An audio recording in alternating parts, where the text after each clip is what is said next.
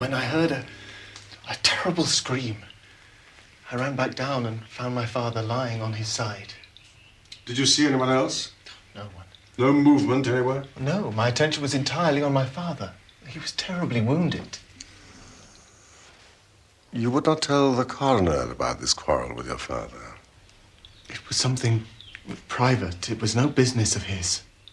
Was it not because this confrontation with your father might seem to incriminate you? No. No, it was because it concerned Alice. It was no business of the coroner's or anyone else's. I wasn't going to have her name bandied about in the courtroom.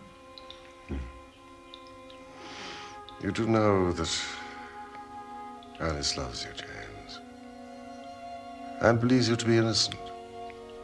Yes, I know.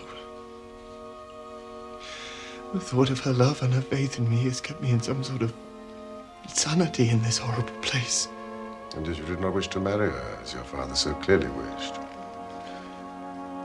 Perhaps you did not share her love. I did. I do, Mr. Holmes. I love Alice Turner. I adore her. I worship the very ground she treads on.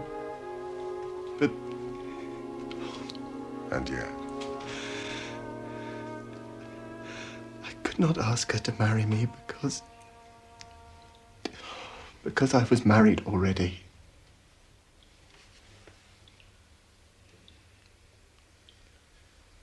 Don't you think you'd better tell me about it? When I first started studying in Liverpool, my father gave me a very generous allowance. Well, it's too generous for my own good. I became very wild and fell in with a bad set of people.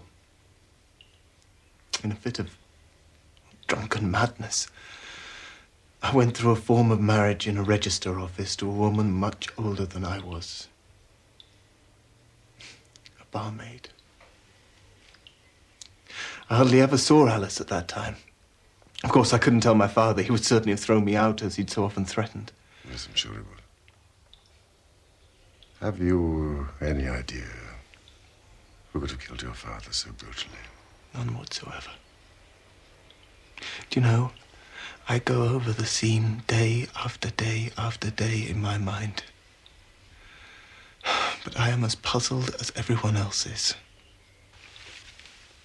Don't give up hope. Thank you, Mr. Holmes.